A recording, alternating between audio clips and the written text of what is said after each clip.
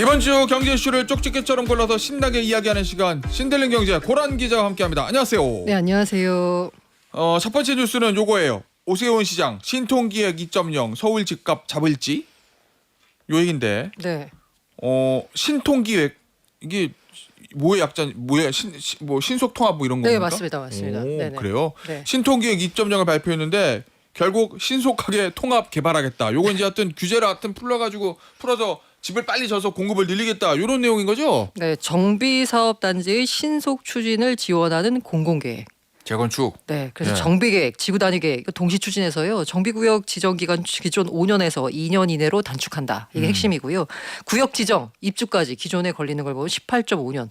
진짜 오래 걸리더라고요. 오, 진짜 오래 걸리네. 네, 요걸 이제 12년으로 최대 6.5년 단축한다라는 겁니다. 그래서 네. 핵심이 뭐냐면 2031년까지 한강벨트 19만 8천 호 포함해서 총 주택 31만 호 착공한다라는 게 목표예요. 착공입니다. 들어가는 거 아니에요. 예. 그리고 여기 핵심은 뭐냐?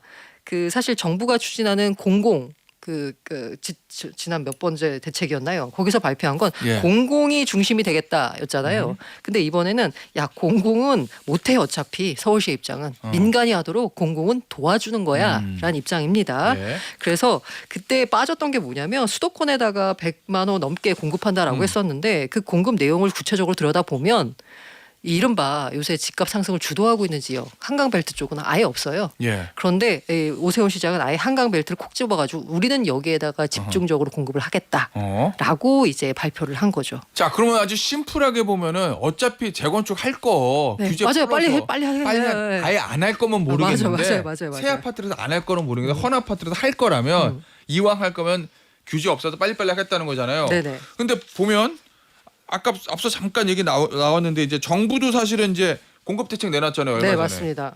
그 정부에서 하는 거, 대한민국 정부에서 하는 거하고 서울시에서 하는 거하고 뭔가 조금 공급 대책이라는 측면에서는 같지만 조금 부딪히는 부분이 있는 것 같거든요. 다른 부분? 네, 그냥 뭐 핵심은 그거예요. 정부는 공공을 강조하고 서울시는 민간을 강조하는 방식의 공급입니다. 네. 예.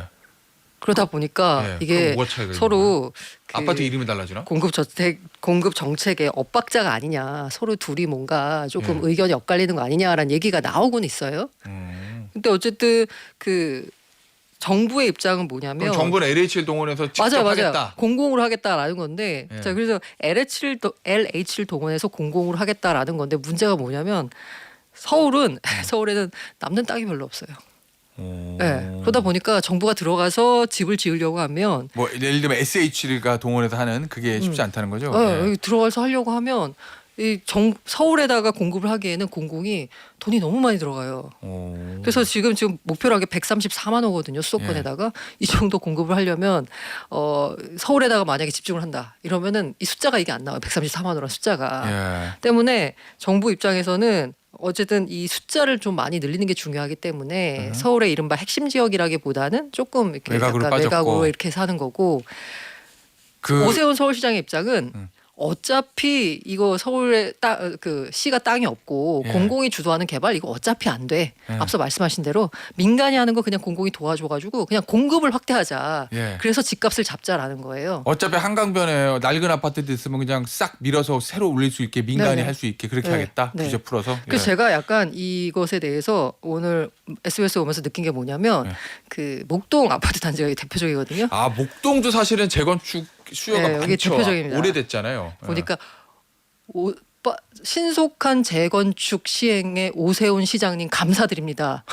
라고 플랜카드가 붙어 있더라고요. 예. 또 재밌는 게 그 옆에는 삼성물산이 추석 명절 즐겁게 보내세요. 뭐 이렇게 또 붙었더라고요. 야, 그림이 나오네요. 네, 그림 예. 나오죠. 그러니까 이제 그 목동 재건축 단지는 이제 재건축이 잘 안 되고 있었는데 오세훈이 예. 빨리 해준다고 하니까 고마워 이러고 이제 붙인 거고 그 옆에 삼성물산은 우리가 어떻게 거기 한번 시행사로 좀 들어가 볼까 이러고 옆에다가 이제 벌써부터 이제 뭔가 열심히 조합원들 설득하려고 이제 한 그래요? 그런 모습이 막 느껴졌어요. 예. 그래서 근데 플랜카드가 제가 본 것만 3개거든요. 아 여기 목동 굉장히 지금 들썩들썩 하고 있구나. 그렇지. 저 라는 생각이 목동이 들었어요. 오래됐잖아요. 80년대 네네. 지어진 네. 단지들이니까. 자, 그러면 이 오세훈 시장이 어제 신통기획 2.0이요? 이거 기대 효과는 뭐고 우려되는 건 뭐가 있어요? 이거 말씀드린 대로 일단 아까 19만 원 한강벨트 지금 현재 정부가 공급 대책을 발표했는데도 불구하고 네. 이른바 이제 그 핵심 지역이라고 하는 곳들의 집값은 계속 오르고 있어요. 이 상승세가 꺾이지 않았습니다. 예. 그리고 제가 되게 인상적이었던 게 뭐냐면 제가 부동산 정책을 잘 모르는데 이 부동산 정책에 대해서 계속 목소리를 내왔던 애널리스트나 이런 분들 있잖아요. 그 중에 이제 대표적인 뭐 하락론자라고 해야 되나? 예, 예. 그분이 야, 나 이제 바꿨다. 앞으로 집값 오를 거다라고 하면서 정부의 대책에 대해서 좀 대표적인 하락론자도. 예, 실망스러운 이제 반응을 내놨더라고요. 나 이제 앞으로 상승도로 돌아선다. 예. 이번 정부도 그 이제 문재인 2.0이다 이러면서 집값을 잡겠다고 하는 건지 이건 잘 모르겠다라면서 돌아섰더라고요. 그런 정도로 해서 이게 정부의 공급 대책이 나왔지만 집값 상승세는 꺾이지 않고 오히려 더 올라가는 분위기가 있는 거예요.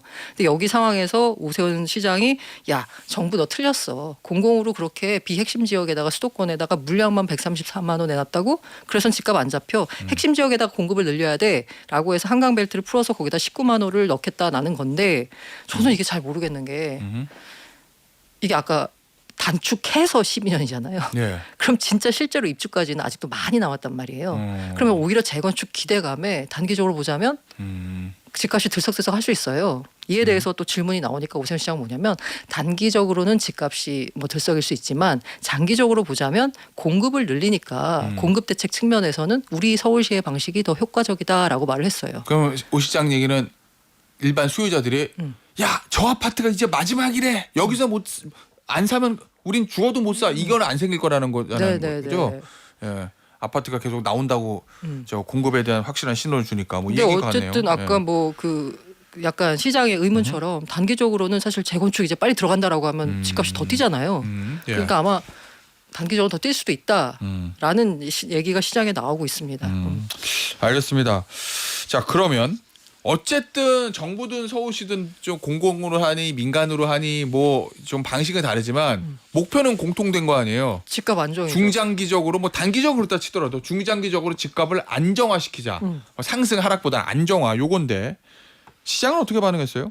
시장 아까 말씀드린 대로 정부 대책 나오니까 오히려 대책 이후에도 오히려 집값이 뛰는 상황이 발생했고 예. 앞서 말씀드린 대로 하락을 주장하던 분이 이제는 야, 이거 더 이상 집값 잡기 틀렸다라면서 상승론으로 돌아섰고요. 예. 그다음에 오세훈 시장의 발표는 조금 지켜봐야 되는데 약간 분위기를 보자면 재건축 중심으로 또 한번 집값이 들썩일 것 같습니다. 단기적으로는. 장기적으로는 어떻게 될지 모르겠고요. 그리고 저는 근본적으로 그렇게 우리가 흔히 말하는 그 우리가 맨하탄에 있는 뭐 맨션에 대해서 집값이 뭐 100억이 됐다 200억이 됐다 신경 안 쓰잖아요, 사실. 예. 자, 이제 우리가 한강벨트에 있는 아파트 값이 평당 2억을 찍었대에 대해서 신경 쓰고 그걸 정부가 찍어 눌러야 되나 규제로? 라는 생각은 좀 듭니다. 그게 그렇게 전체 중요한 일인가. 국민의 주거 안정이라는 측면에서 네네. 봤을 때 네. 한강변에 있는 몇몇 고급 아파트의 가격이 그렇게 중요한 것인가? 라는 생각이 듭니다. 아니 그 고란 기자처럼 그 문제를 제기하는 분들이 예전부터 꽤 많았어요. 예전에도 저 노무현 정부 때부터 강남 아파트 문제를 정부에서 이야기했을 때 그 주장을 하는 분들이 꽤 있었어요. 그게 그렇게 중요해?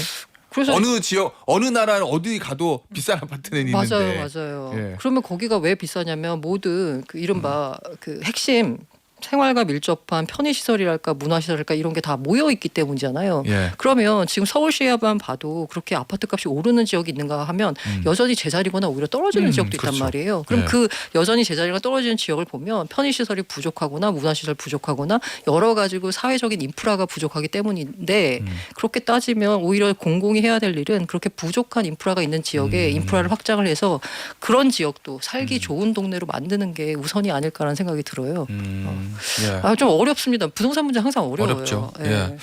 알겠습니다. 오늘은 여기서 부동산 문제는 마무리하고 두 번째 이슈. 하하하. 백기든 카카오톡.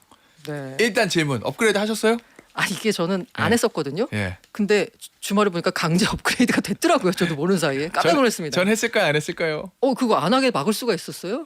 저는 몰라요. 제가 원래 그런 거에 능한 사람이 아니거든요.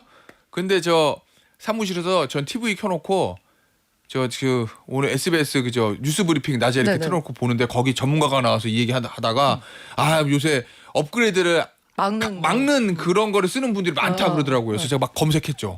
그래서 그래서 했어요. 딱 그래서 아직도 업그레이드가 안 됐나요? 그럼요. 예, 저는 뭐 스마트한 사람이기 때문에 저는 예전 거로 가고 있습니다. 어쨌든 왜 이런 일이 벌어졌느냐? 밖에도 했어요? 업그레이드 자동? 다 고개를 끄덕이는군요. 약간 다들 업그레이드 당했다. 당했다. 당했다라는 분이 예. 많아요. 저는 안 당했어요. 저는 벗어났어요. 예. 근데 우리가 이 얘기할 정도로 뭐든지 이 새로운 프로그램이 업그레이드 되면 좋은 거잖아요. 그냥 업그레이드는 좋은 거잖아요. 그냥 기본적으로. 보통 그렇죠. 그냥 좋은 거잖아. 업이니까. 네네. 근데 카카오톡 업그레이드는 발표하고 나서 난리가 났어요. 오죽하면 강제 업그레이드 안 당하는 법. 네, 저처럼 맞아요. 그거를 맞아요. 해서 피해 나가는 사람이 있을 정도로. 그랬더니 카카오는 업그레이드 안 하겠다는 거죠, 그럼? 항복한 거예요, 완전히? 아 이게 응. 그래서 우리가 다시 옛날 버전을 선택할 수 있도록 할게라고 한 거지 아직까지는 한 건 아니고요. 아, 그래요? 그리고 이걸 이제 예전 버전으로 돌리는 걸 이제 롤백이라고 하거든요. 아, 그래요? 근데 그 롤백도 기술적으로 야 우리는 그냥 이전 버전 쓰게 하면 되잖아인데 그것도 약간 좀 쉽지가 않대요. 그래서 우리가 앞으로는 할게. 그럼 기다려줘. 아. 대신 너무 그렇게 반발하지는 마. 좋은 거 있어. 라고들 얘기하고 있고요. 그러니까 아까 롤백은 아니고 조금 약간 바꾼다라는 게 하는 게 뭐냐면 이게 문제가 되는 게 친구 탭 첫 화면이잖아요. 아니 그러니까 일단 네, 저는 요거. 업그레이드를 안 당해봐서 모르겠는데 네. 뭐가 문제길래 사람들이 난리나 이게 딱 켜면은 옛날에는 이게 그 친구가 가나다 순으로 이렇게 쫙 전화번호처럼 이렇게 나와 있었어요. 전화번호 붙여 사진 달려있는 전화번호. 네, 그쵸. 아, 사진 달려있는 전화번호부. 예. 그 사람의 이제 프로필 사진 옆에 있고 여기다 이름 이렇게 쭉 서 있고. 예.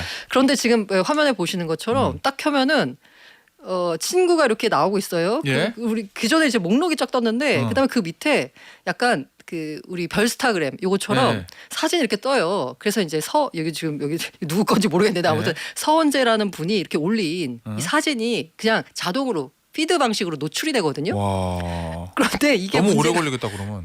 이렇게 내리면 이제 계속 그게 예. 바꾼 사람들이 이렇게 계속 사진이 올라와요. 예. 근데 이게 문제는 뭐냐면 페이스북이나 인스타그램은 내가 좋아하는 사람을 이제 팔로잉 해가지고 그 사람이 이제 그 사람의 이제 근황이 어떤가 이렇게 볼 수 있잖아요. 예, 내가 보고 싶은 사람. 네 맞아요. 근데 카카오톡 같은 경우 변호사님도 지금 예. 굉장히 아마 카톡에 등록된 친구 많으시죠. 예, 많아요. 예. 네, 기자들 같은 경우 이제 보자면 예. 저도 보니까 한 4천 명이 넘어요. 예. 그럼 여기에는 제가 별로 근황을 알고 싶지 않은 그냥 잠깐 한번 만났던 사람, 명함 주고받았던 사람, 뭐 이런 사람들까지 있죠. 있어요. 근데 그런 사람들 근황까지 다 뜨는 거예요. 어. 특히나 이게 예. 이제 카카오톡 같은 경우 이제 사용하는 주요 목적이 뭐냐면 소통, 대화. 그쵸. 그래서 약간 굉장히 업무용으로 사용하는 분들도 굉장히 많죠. 많아요. 예. 그러다 보니까 막 거래처 사장님 근황이 뜨고 그리고 보고 싶지 않은 부장님 얼굴이 갑자기 앞에 이렇게 막 크게 막 나오고 이러니까 당황스러운 거죠.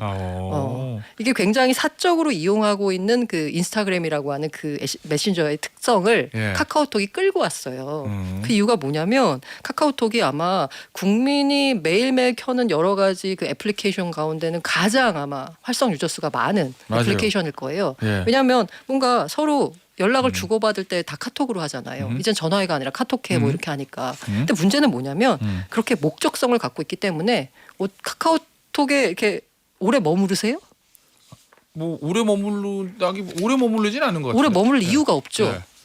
그래서 대화하고 끝나면 끝이죠. 네, 평균 사용 시간이 22분밖에 안 된대요. 아. 그러면 이게 오래 머무르지 않으면 문제가 뭐예요? 플랫폼에 오래 머무르지 않으면 돈이 안 벌려. 광고가 안 붙어. 광고가 안 붙어요. 광고가. 그러니까 이게 카카오톡이 너무 약간 이제 카카오가 문제 의식을 느낀 거죠. 심지어 카카오 1분기에 역선장을 했어요. 광고 붙이려고 이렇게 했구나. 아, 맞아요. 광고 네. 붙이려고. 핵심은 그겁니다. 그래서 지금 새로 생긴 탭 중에 그 숏폼 콘텐츠 추가했거든요. 네. 근데 그게 이제 유저들이 올리라는 것도 있지만 그 사이사이에 광고를 끼워 넣으면 그거 좀 더 봐줄 수 있거든요. 그래서 이렇게 개편하고 나서 증권가에서는 오히려 카카오의 목표 주가를 높여잡고 예. 높여잡는 그런 상황이 펼쳐졌어요. 물론 실제 주가는 떨어졌지만 그런데 유저들의 어마어마한 반발이 있었고 네, 돌리겠다라고 한 거죠. 그래서 돌리겠다. 좀 기다려봐라. 이렇게 된 거죠. 예. 알겠습니다. 요거는 이제 향후 어떻게 될지 뭐 10월에 뭐 하나가 또 나온다는 얘기가 카카오 쪽에서 나오는 것 같아서 다시 한번 그때 얘기를 해보도록 하고 오늘의 마지막 이슈 트럼프는 어디까지 관세를 받으려 하는 걸까? 본인도 모를 거예요 지금 본인이 뭘 하고 있는지. 근데 가끔 보면 굉장히 고도하게 계산을 하고 트루스 소셜에다 쓰는 것 같기도 하고 예. 그냥 아무 생각 없이 쓰는 것 같기도 아니 하고. 지금 보니까 이거 뭐예요? 영화에까지 관세를 부과하겠다? 그럼 헐리우드 액션 영화 보면 관세 내고 봐야 돼요 우리 지금? 그런 얘기예요 지금? 아닌가? 아니 예. 뭐 미국으로 수입하는 거니까 우리는 어차피 해외잖아요. 아니구나. 네네네. 예. 네. 아유 무식해라. 하지만 제작 아유 이렇게 무식할 수가. 하지만 예. 제작비 전반이 올라가니까 예. 뭐 예를 들면은 넷플릭스 구독료가 올라간다라는 오. 식의 물가 상승의 영향을 우리도 받을 수가 있겠죠. 오. 그래요? 아니 근데 왜 그렇게까지 하는 거예요? 영화 산업에 영화에까지 관세 붙이겠다는 건? 이 이제 트루스 소셜에 올린 내용을 보면 예. 미국 밖에서 제작되는 모든 영화에 대해 100% 관세를 부과하겠다. 왜냐 다른 나라들이 마치 어린이에게서 사탕을 빼앗듯 미국 영화 산업을 탈취했다라고 하는데 사실 맥락이 잘 이해가 안 가요. 이해가 안 가네. 어차피 영화라고 하는 거는 예. 뭐 현지 로케 뭐 이런 것도 많이 하잖아요. 예. 그런데 이게 그러니까 미국에서 영화 산업 노동자들이 많이 나와서 미국의 예. 일자리를 창출해야 되는데 그렇게 자꾸 밖에서 찍으면 미국의 약간 일자리 창출이 안 되냐는 건데 이것도 약간 이상한 게 예. 밖에서 찍는다고 이게 미국 영화가 아닌가?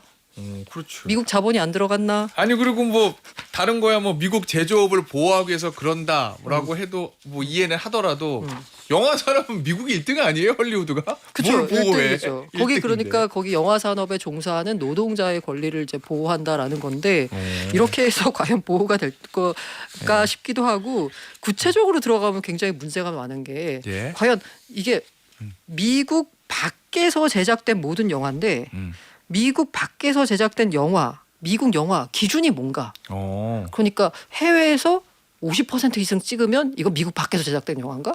미국 자본이 50%가 안 들어가면 미국 밖에서 이게 너무 모호해요.